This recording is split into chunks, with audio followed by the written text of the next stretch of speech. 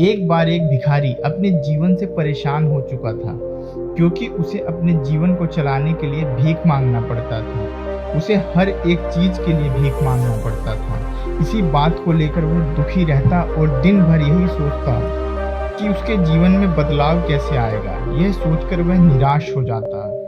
वह हर दिन देखता कि बहुत सारे लोग निराश होकर आंखों में आंसू लिए और विभिन्न चिंताओं से परेशान लोग गौतम बुद्ध की तरफ जाते और वापस लौटते समय वे लोग बहुत ही खुश होते थे। वह भिखारी यह नहीं समझ पा रहा था कि गौतम बुद्ध उनके साथ ऐसा क्या करते थे कि वे बेहद खुश हो जाते थे।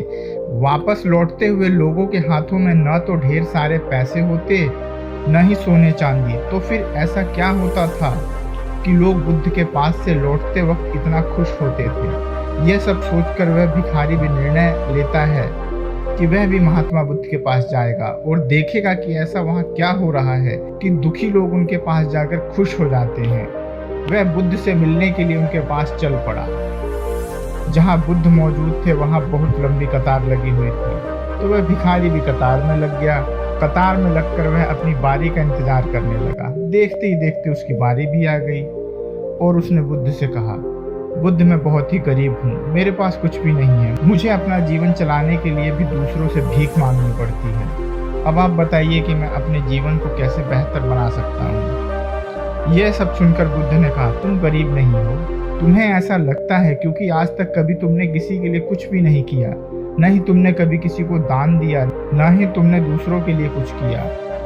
यह सब सुनकर भिखारी के मन में एक आकांक्षा जाग उठी। अपनी आकांक्षा को दूर करने के लिए भिखारी ने पूछा, मैं तो एक भिखारी हूँ, मैं लोगों को दान कैसे दे सकता हूँ और कैसे लोगों की सहायता कर सकता हूँ। मुझे तो खुद अपना जीवन चलाने के लिए दूसरों से भीख मांगना पड़ता है।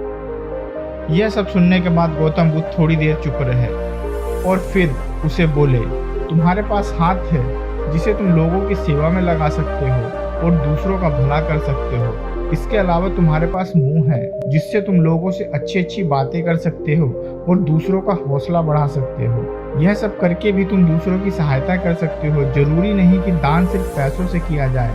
हम चाहे तो हम शिक्षा का दान भी कर सकते हैं, चाहे तो अन्न का दान भी कर सकते हैं। ऊपर वाले ने अगर किसी को पूर्णतः अच्छा शरीर दिया है तो वह गरीब नहीं है, वह बस दिमाग से गरीब है। उसे इस विचार से हटकर दूसरों की सेवा में लगना चाहिए। बुद्ध की यह सब बातें सुन लेने के बाद वह भिखारी बहुत ही ज्यादा खुश हो गया और उसका मन अब संतुष्ट था। दोस्तों, हम सब इस बात की चिंता में समय बर्बाद करते हैं कि हम गरीब हैं, लेकिन यह सत्य नहीं है। सत्य तो यह है, जब तक हमारा शरीर पूरी तरह से बेहतर है तो हम उसका उपयोग करके आगे बढ़ सकते हैं और खुद के जीवन को बेहतर बना सकते हैं। अगर कोई व्यक्ति सिर्फ अपनी गरीबी पर ध्यान दे और उसे बदलने की कोशिश न करे तो वह मूर्ख है। इसके अलावा हमें इस कहानी से यह भी सीख मिलती है कि दान सिर्फ धन का ही नहीं, शिक्षा, भोजन, अच्छे विचार आदि का भी किया जाना जरूरी है। दान सिर्फ धन का ही नहीं, शिक्षा, भोजन, अच्छे विचार आदि का भी किया जाना जरूरी है। अगर आपके पास धन नहीं है तो आप शिक्षा का दान कर सकते हैं या फिर आप दूसरों के लिए अच्छे विचारों का भी दान कर सकते हैं। इससे हमारा समाज बेहतर होगा। धन्यवाद।